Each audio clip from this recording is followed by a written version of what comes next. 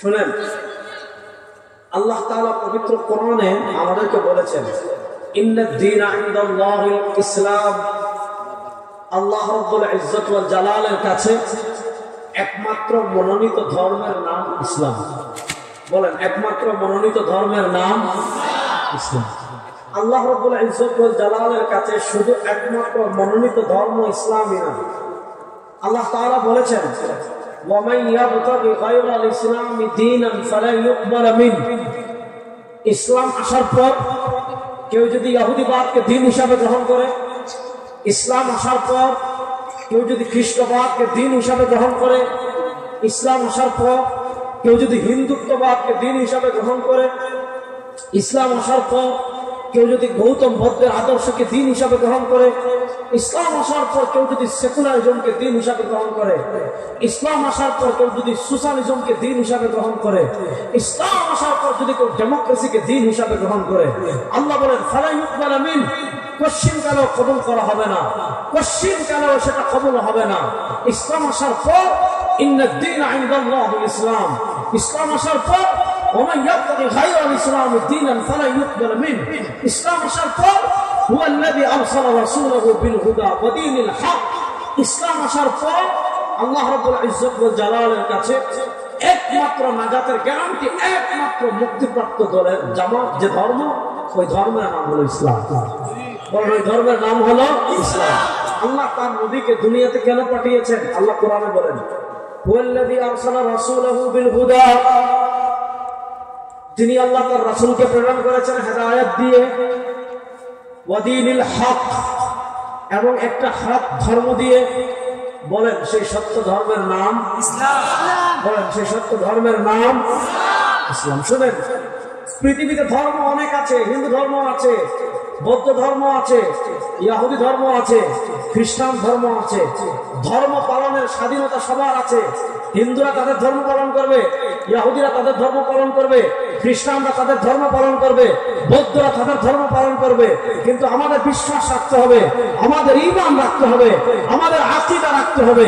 ইসলাম আসার পর হিন্দুত্ববাদ নাজাতের মুক্তির গ্যারান্টি হতে পারে না, ইহুদিবাদ মুক্তির গ্যারান্টি হতে পারে না, খ্রিস্টবাদ মুক্তির গ্যারান্টি হতে পারে না। ইসলাম আসার পর দ্বীন হক, হুয়াল্লাযী আরসালা রাসূলাহু বিল হুদা ওয়া দীনিল হক। ইসলাম আসার পর সত্য ধর্ম একমাত্র ইসলাম। ইসলামের বাহিরে আর কোন সত্য ধর্ম নাই। এখানে একটা জিনিস বুঝেন, বিধর্মীদের অধিকার, সংখ্যালঘুদের অধিকার। শুনেন, পৃথিবীতে আজকে যারা মানবতার ফেরি করে বেড়ায়, পৃথিবীতে যে টেররিস্ট সন্ত্রাসীরা বাংলাদেশের সংখ্যালঘু নিয়ে চিল্লাপাল্লা করে, আমরা পরিষ্কার ভাষায় সব জায়গায় বলি, ইসলাম সংখ্যালঘুদের যে অধিকার দিয়েছে, ইসলাম সংখ্যালঘুদের যে নিরাপত্তা দিয়েছে, পৃথিবীর কোন ধর্ম দিতে পারে নাই, পৃথিবীর কোন রাষ্ট্র দিতে পারে নাই। আপনারা দেখেন, এই বাংলাদেশে 92% মুসলমান, এখানে মুসলমান সংখ্যা গরিষ্ঠ। আপনাকে মানতে হবে এই দেশ মুসলমানদের, আপনাকে মানতে হবে এই দেশ কালেমাওয়ালাদের। এখানে সবাই অধিকার সমান ভোগ করবে, কিন্তু মনে রাখতে হবে এই দেশ ভারতের নয়, এই দেশ পাকিস্তানের নয়, এই দেশ পৃথিবীর কোন সুপার পাওয়ার নয়। এই দেশের মালিক মুসলমান, এই দেশের মৌলুস মুসলমানদের, সবাই তাদের অধিকার ভোগ করবে সমান। কিন্তু এই দেশের মালিক শাহজালাল, শাহপরা, 300 মুসলমানরা এই দেশের প্রকৃত মালিক। সবাই অধিকার ভোগ করবে, আমাদের কোন আপত্তি নেই। দেখেন, ইসলাম সংখ্যালঘুদের কি পরিমাণ অধিকার দিয়েছে। সরওয়ার দু আলম সাল্লাল্লাহু আলাইহি ওয়াসাল্লাম হাদিসে বলেছেন, মান আদা যিম্মিয়ান ফাআনা হাজিজুহু ইয়াওমাল কিয়ামা। মান আদা যিম্মিয়ান ফাআনা হাজিজুহু ইয়াওমাল কিয়ামা। যে ব্যক্তি কোন সংখ্যালঘুকে কষ্ট দিবে, যে ব্যক্তি কোন সংখ্যালঘু মানুষকে কোন কষ্ট দিবে, ফাআনা হাজিজুহু ইয়াওমাল কিয়ামা। যে ব্যক্তি কষ্ট দিবে, আমি ওই ব্যক্তির প্রতিপক্ষ হয়ে যাব কিয়ামতের দিন। আপনারা দেখেন, আমাদের বাংলাদেশের সাথে দুটা রাষ্ট্রের সীমানা আছে, একটা হলো দাদাদের দেশ, আর একটা হলো বৌদ্ধদের মিয়ানমার। আপনি আমাদের বাংলাদেশ নিয়ে পরে আলোচনা করবেন। আমাদের বাংলাদেশ নিয়ে আলোচনা করার আগে আমাদের পার্শ্ববর্তী দুটা রাষ্ট্রের অবস্থা দেখেন। এক নম্বর দেখেন, আমাদের দেশে মুসলমানরা সংখ্যা গরিষ্ঠ, অন্যান্য ধর্মাবলম্বীরা হিন্দুরা সংখ্যালঘু। আমাদের পাশে দাদাদের রাষ্ট্রে যান, সেখানে আপনি দেখবেন মুসলমানরা সংখ্যা লঘু, মুসলমানরা সংখ্যায় কম, হিন্দুরা সংখ্যা গরিষ্ঠ।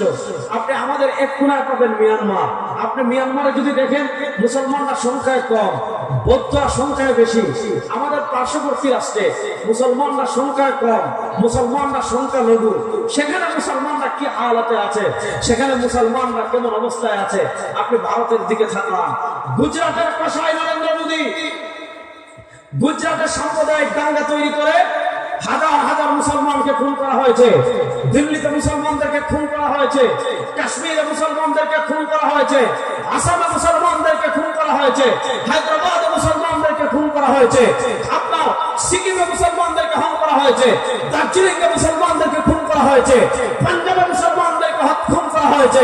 আমাদের বাবরি মসজিদকে শহীদ করে সেখানে রাম মন্দির নির্মাণ করা হয়েছে। মুসলমানদের অসংখ্য মসজিদকে ভেঙে দেওয়া হয়েছে, মুসলমানদের মাদ্রাসাকে ভেঙে দেওয়া হয়েছে। যারা তাদের দেশের সংখ্যালঘুদের নিরাপত্তা দিতে পারে না, যারা মসজিদের নিরাপত্তা দিতে পারে না, যারা মাদ্রাসার নিরাপত্তা দিতে পারে না, তাদের থেকে বাংলাদেশের মুসলমানদের মানবতা শিখতে হবে না, তাদের থেকে আমার মানবতা শিখতে হবে। আচ্ছা আপনারা বলেন 5ই আগস্টের পর আপনার পালিয়ে যাওয়ার পর আমাদের বাংলাদেশের সব রিজেক্ট মাল কিন্তু ইন্ডিয়া দিয়ে দিতেছে। সামনে যারা রিজেক্ট হবে এখানে জায়গা পাবেন না, তাদের দেশে যাবেন। এই বাংলাদেশে বসে আর তোমার ভারতের দালালদের হাতে এই দেশের স্বাধীনতা সার্বভৌমত্ব অর্পণ করা হবে না ইনশাআল্লাহ। এই বাংলাদেশে বসে যারা ভারতের স্বপ্ন বাস্তবায়ন করার স্বপ্ন দেখবেন, এই দেশকে ভারতের অঙ্গরাজ্য বানানোর স্বপ্ন দেখবেন, এই দেশকে হিন্দুদের অঙ্গরাজ্য বানানোর ষড়যন্ত্র করবেন, হিন্দুত্ববাদী শেখ হাসিনা বাস্তবায়ন করার ষড়যন্ত্র যারা করবেন, নাস্তিকতাবাদী বাংলাদেশ গড়ার স্বপ্ন যারা দেখবেন, শেখ হাসিনা যেভাবে তাদের দেশে পালিয়ে গিয়েছে আপনারা পালিয়ে যেতে বাধ্য হবেন। মুসলমানের শত্রুরা বাংলাদেশের শত্রুরা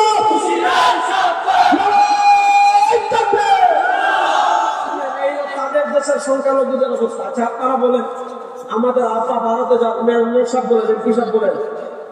আমাদের আপা চলে যাওয়ার পর আপনাদের নবীগঞ্জ হবিগঞ্জের কোন মন্দিরে মুসলমানরা আক্রমণ করেছে? জোরে পক্কা, জোরে পক্কা।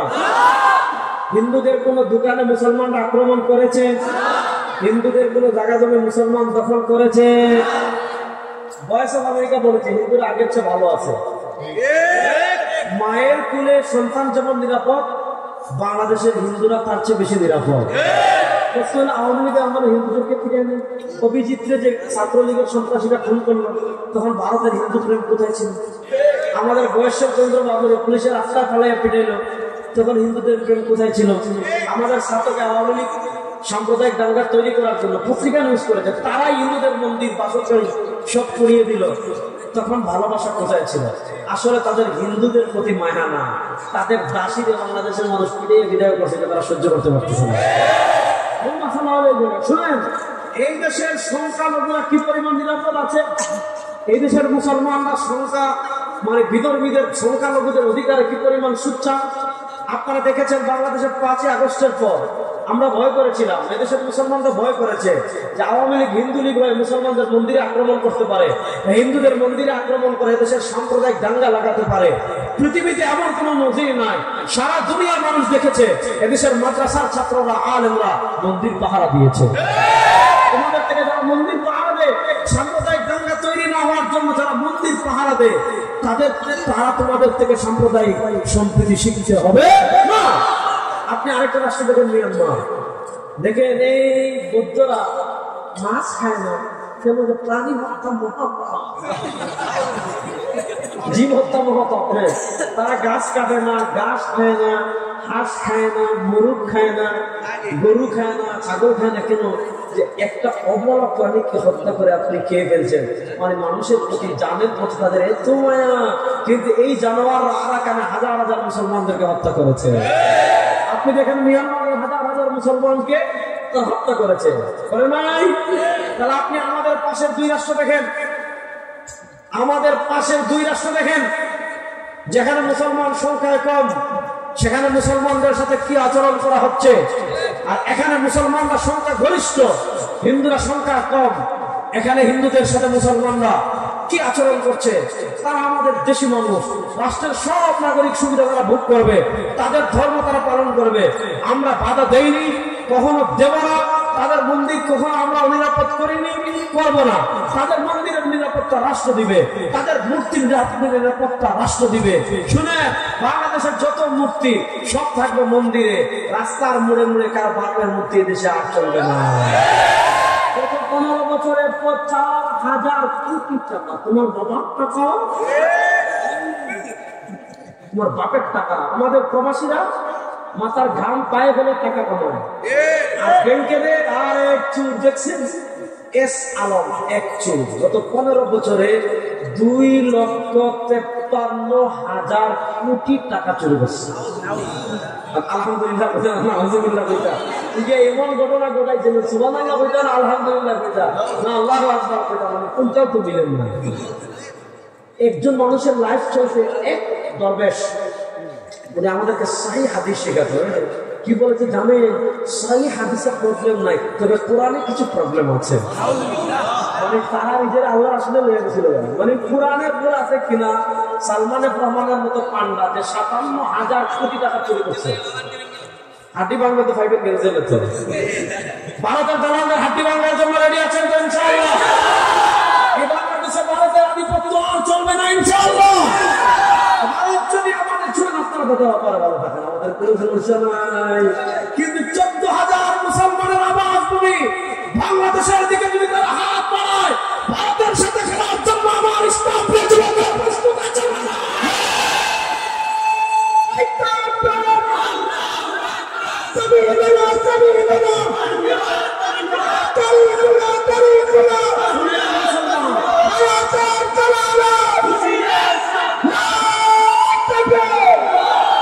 মুসলমান পৃথিবীর কোন পরাশক্তিরে ডরায় না। এগুলো আমার বাংলাদেশের মুসলমান 1-2 জন, 14 কোটি মুসলমান 1-2 জন, পৃথিবীর দ্বিতীয় বৃহত্তম মুসলিম রাষ্ট্র। আরে হামাসের যদি কয়েক হাজার মুজাহিদ যদি ইসরায়েলের নাক্কাগুলার সঙ্গে জড়িতে পারে, তাহলে ভারত ধরার টাইম আমাদের আছে। ওখানে থাকেন আপনাদের গুন্ডামি সব সিনেমায়, আমরা জানি। পাকিস্তান সীমান্ত মার খান, কুত্তা মারা খান, চীন সীমান্ত কুত্তা মারা খান। গত 15 বছর তো বিডিআরে বিরাট হয়ে যাচ্ছিল, কারণ ছিল ভারতের গোলাম। ভারতের স্বার্থ তারা উদ্ধার করেছে বলে পৃথিবীর এমন কোন মসজিদ নাই দিনের বুক রাতে, বাংলাদেশে নাই, দিনের বুক রাতে হয়ে গেছে। আমি যে কথা বলছি শুনেন, এত কিছুর পর বাংলাদেশের হিন্দুরা কত নিরাপদ। ইসলাম যে পরিমাণ বিধর্মীদের নিরাপত্তা দিয়েছে, সেফটি দিয়েছে। আপনি দেখেন এত কিছু হয়ে গেল, এই হিন্দু পান্ডারা উগ্র ইসলাম আমার ভাই আলিফকে জবাই করে ফেললো রাজপথে। এরপরে দেখেন ফরিদপুরের মধুখালীতে আমার 2 ভাইকে পিটিয়ে মারল। এরপরে মুসলমান ধৈর্যের চূড়ান্ত ধরে আছে। আমার ধর্ম কখনো অস্ত্র দেখিয়ে, ক্ষমতা দেখিয়ে, পিস্তল দেখিয়ে কোন বিধর্মীকে কালেমা পড়ানোর অনুমতি ইসলাম দেয় না। যদি ইসলাম দিত, ভারতের ক্ষমতায় দাদারা আসার মাত্র 78 বছর, এর আগে 700 বছর ছিলাম আমরা। এই 700 বছরের প্রত্যেক দিন যদি পিস্তল দিয়ে একজনের কোথাও কালেমা পড়, কিন্তু থাকতো তার কথাটা বুঝেন। আমি আপনাদেরকে যে কথাটা বোঝাতে চাচ্ছি, ইসলামের পৃথিবীর সবচেয়ে বেশি সংখ্যালঘুদের নিরাপত্তা দিয়েছে। এর প্রমাণ হলো 1400 বছরের মুসলিম ইতিহাস দেখেন। আপনি এখনকার যুগের মুসলিম কান্ট্রি গুলো দেখেন, আপনি যে সকল রাষ্ট্রে মুসলমানরা সংখ্যায় কম সেখানে মুসলমানদের অবস্থা, আর যেখানে মুসলমানরা সংখ্যায় বেশি সেখানে অন্যান্য ধর্মের লোকদের অবস্থা দেখে আপনি আকাশ পাতাল পার্থক্য পাবেন।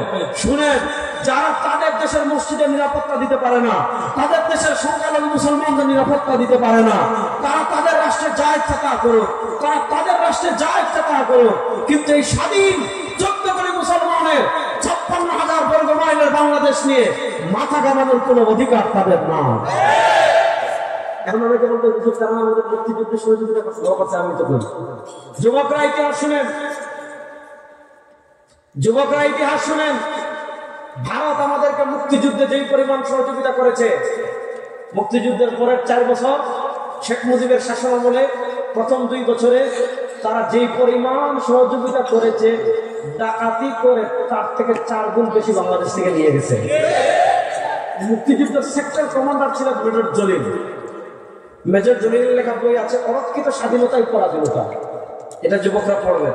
সুতরাং তাদের সাথে আমাদের দেনা পাওনা আর কিছু নাই, তারা যা সাহায্য করেছে তার থেকে বেশি নিয়ে চলে গেছে।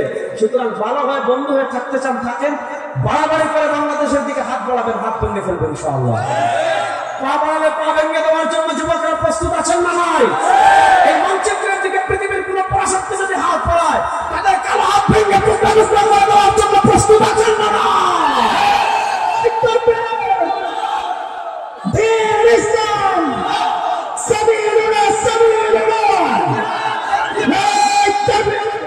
সময় কম, রাত অনেক হয়ে গিয়েছে। আগে বলেছে আজকে ওয়াজ করবো না।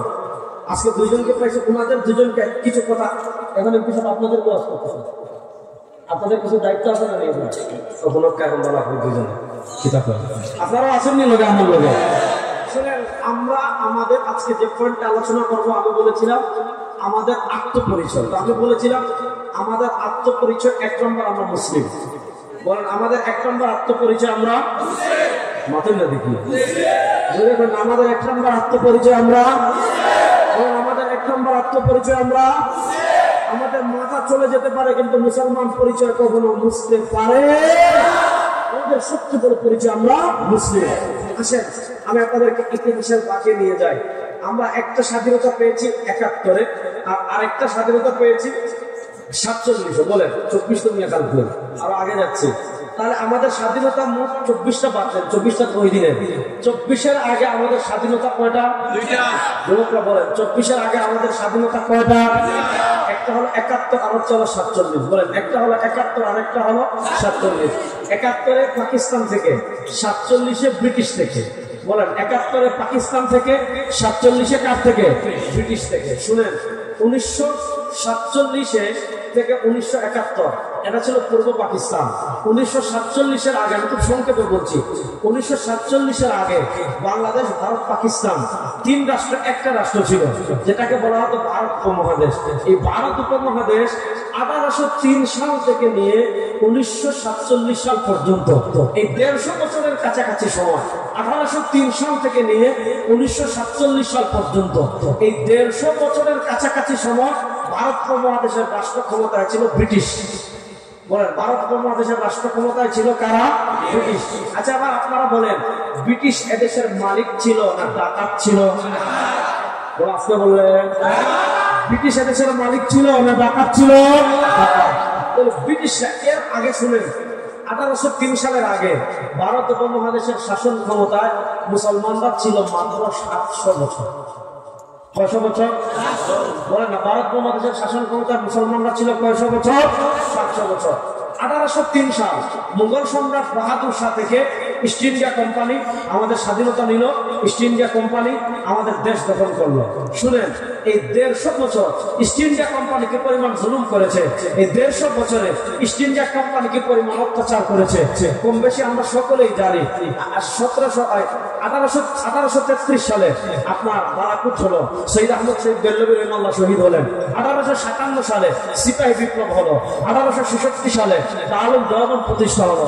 এই দীর্ঘ সংগ্রাম আন্দোলনের পর, মনোযোগ, দীর্ঘ সংগ্রাম আন্দোলনের পর 1947 সালে ব্রিটিশ বিদায় নিল। মনোযোগ, ব্রিটিশের আমলে, আওয়ামী লীগের আমলে যেমন মনে হতো দেশটা হিন্দুদের আর আমরা এদেশের মুসলমানরা এদেশের ভাড়াটিয়া।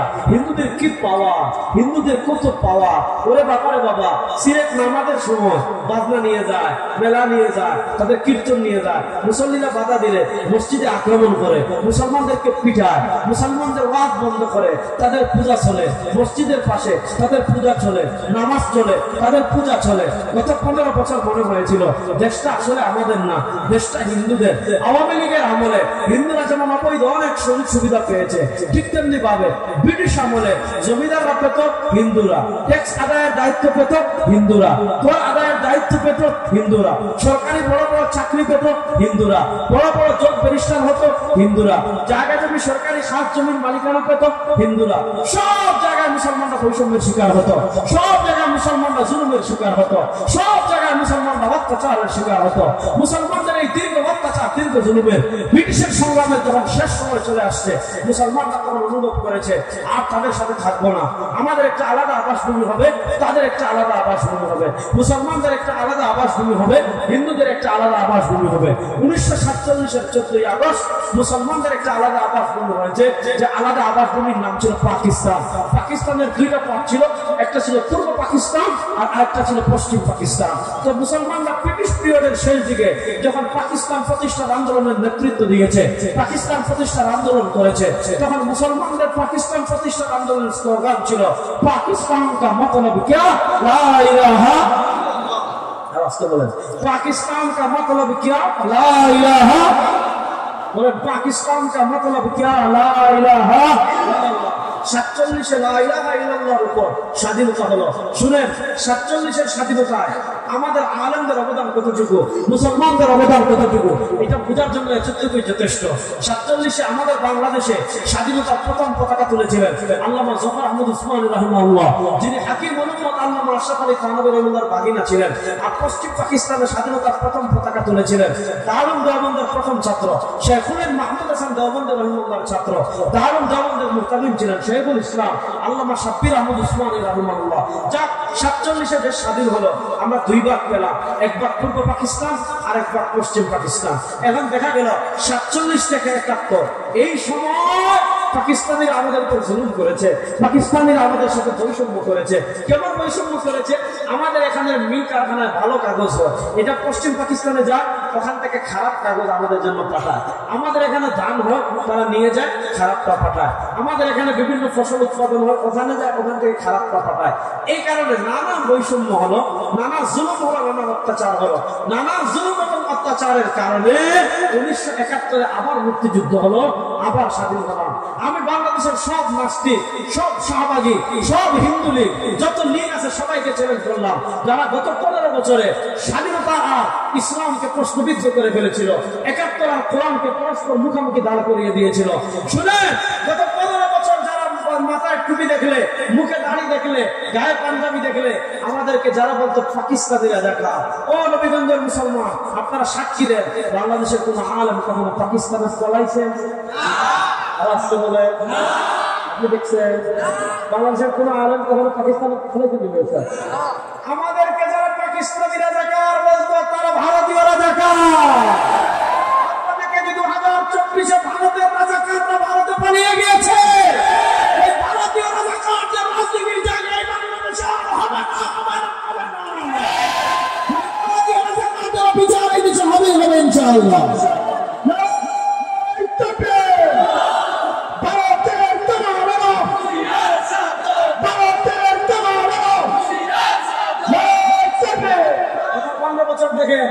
নাটক বানায়, মুক্তিযুদ্ধের বিরোধী কারা মাথায় একটা টুপি দিয়ে দেয়, মুক্তিযুদ্ধের বিরুদ্ধে দেখাইলে মুখে দাঁড়িয়ে দিয়ে দেয়, মুক্তিযুদ্ধের চেতনা বুঝাইতে গিয়ে পাঞ্জাবি দিয়ে দেয়। মানে ইসলামকে আর মুক্তিযুদ্ধকে পরস্পর দাঁড় করিয়ে দিয়েছে, আগের দিন বাগে খেয়ে ফেলছে।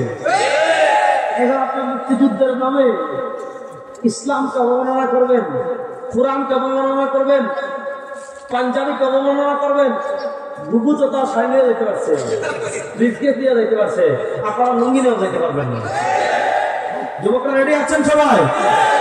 আমাদের মুক্তিযুদ্ধ কখনো কোরআনের বিরুদ্ধে ছিল? বলেন, আমাদের মুক্তিযুদ্ধ কখনো কোরআনের বিরুদ্ধে ছিল? আমাদের মুক্তিযুদ্ধের চেতনা ছিল 3টা। বলেন, আমাদের যুবকরা এগুলো শিখতে হবে, ইতিহাস বলছি। আমাদের মুক্তিযুদ্ধের চেতনা ছিল কয়টা? বলেন, আমাদের মুক্তিযুদ্ধের চেতনা ছিল কয়টা? আমি দলিল প্রমাণ এখন দেখাচ্ছি না, সময় কম। আজকে আমার শরীরও ভালো না, মনও ভালো না, সামনে বলবো, আমার লেকচার আছে, শুনবেন। মুক্তিযুদ্ধের চেতনা 3টা। বলেন কয়টা? সাম্য। বলেন সাম্য, মানবিক মর্যাদা, সামাজিক সুবিচার। দেখেন, আমাদের মুক্তিযুদ্ধ শুরু হয়েছে 1971 সালের 26শে মার্চ, আর 1971-এর 14ই এপ্রিল মেহেরপুরে অস্থায়ী মুজিবনগর সরকার গঠিত হয়েছিল। এই মুজিবনগর সরকার স্বাধীনতার একটা ঘোষণাপত্র পাঠ করেছিল। সেই স্বাধীনতার ঘোষণাপত্রে আমাদের মুক্তিযুদ্ধের 3টা কারণ বলেছিল, যে সাম্য প্রতিষ্ঠা করা, সামাজিক সুবিচার প্রতিষ্ঠা করা, মানবিক মর্যাদা প্রতিষ্ঠা করা। যখন মুক্তিযুদ্ধ চলে তখন বলেছে মুক্তিযুদ্ধের চেতনা তিনটা: সাম্য, মানবিক মর্যাদা, সামাজিক ন্যায় বিচার। যখন মুক্তিযুদ্ধ শেষ হয়েছে 16 ডিসেম্বর, শুনেন মুসলমান, ভালো করে বুঝবেন, আমাদের মুক্তিযুদ্ধ শেষ হয়েছে 16 ডিসেম্বর 71। এরপরে আমাদের 72-এর সংবিধান লিখছে ভারতে। বলেন আমাদের সংবিধান লেখা হয়েছে কোথায়? ওই ভারতের লেখা সংবিধান আমরা মানি না। বলেন ওই ভারতের সংবিধানে কোরআন বিরোধী যত আইন আছে, আল্লাহর সার্বভৌমত্বের বিরুদ্ধে যত কথা আছে, ওই ভারতের আধিপত্যবাদী দেশে আর চলবে না, সব পরিবর্তন করতে হবে। শুনেন, 72-এ শেখ মুজিব সাহেব লেখালেন সংবিধান। ওনারা যখন মুক্তিযুদ্ধের সময় বলছে সাম্য, মানবিক মর্যাদা, সামাজিক ন্যায় বিচার, কিন্তু এরপরে লিখছে কি? আমাদের মুক্তিযুদ্ধের চেতনা ধর্মনিরপেক্ষতা। আমাদের মুক্তিযুদ্ধের চেতনা কি? ধর্মনিরপেক্ষতা। শুনেন, শেখ মুজিব সাহেব 1972-এর সংবিধানে ধর্মনিরপেক্ষতা আনলেন। তিনি 72, 73, 74, 75 4 বছরের সংবিধান 4 বার সংশোধন করেছেন। তিনি মারা গেলেন। শহীদ প্রেসিডেন্ট জিয়াউর রহমান সাহেব ক্ষমতায় আসার পর 1979 সালে সংবিধানের 5ম সংশোধনী হয়েছে। মনোযোগ, শহীদ প্রেসিডেন্ট জিয়াউর রহমান সংবিধানের 5ম সংশোধনী করলেন 1979 সালে। তো তিনি সেখানে ধর্মনিরপেক্ষতাকে বাদ দিলেন। ধর্মনিরপেক্ষতাকে বাদ দিয়ে, আমি আগে বলেছি এদেশে 92% মুসলমান, তিনি ধর্মনিরপেক্ষতাকে বাদ দিয়ে সংবিধানে একটা ধারা যুক্ত করলেন, সেটা হলো আল্লাহর উপর পূর্ণ আস্থা এবং বিশ্বাস। এটা আমাদের ঈমান। আপনার আল্লাহর উপর আমরা আস্থা বিশ্বাস নাই না আছে? মুসলমান কয় না আমার আল্লাহর উপর পূর্ণ আস্থা বিশ্বাস নাই, এগুলো হারালেন কেন? ঈমান নাই। কথা ভালো করে বুঝেন, আল্লাহর উপর পূর্ণ আস্থা এবং বিশ্বাস আমাদের আছে না নাই? শহীদ প্রেসিডেন্ট জিয়াউর রহমান সাহেব এটা যুক্ত করেছেন। তিনি একটা বহুত বড় ভালো কাজ করেছেন।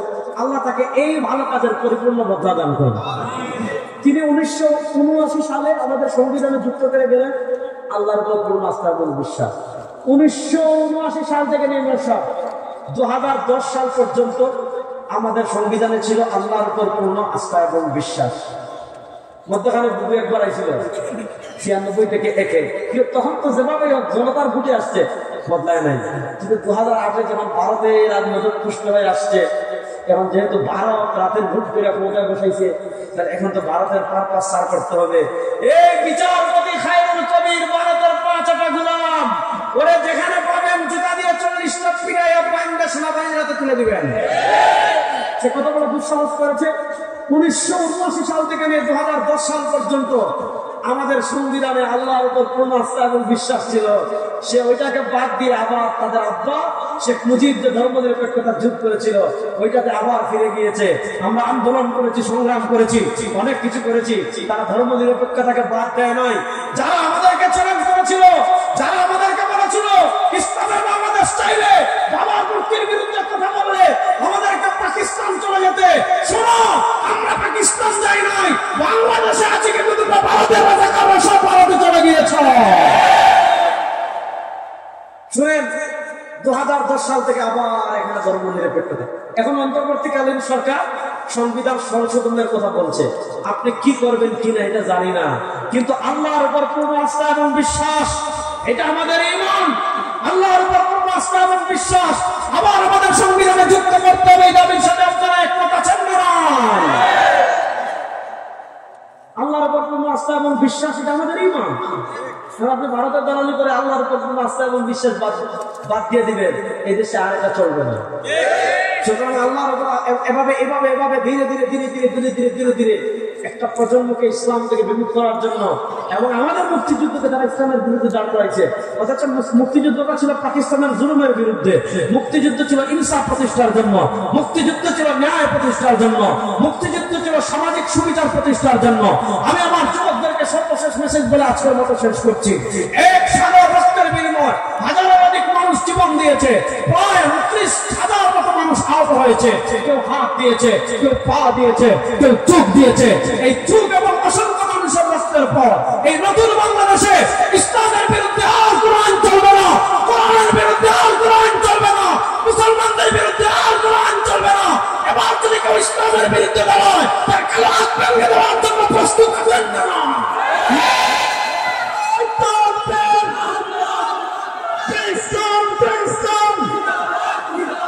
মুসলমানের শত্রুরা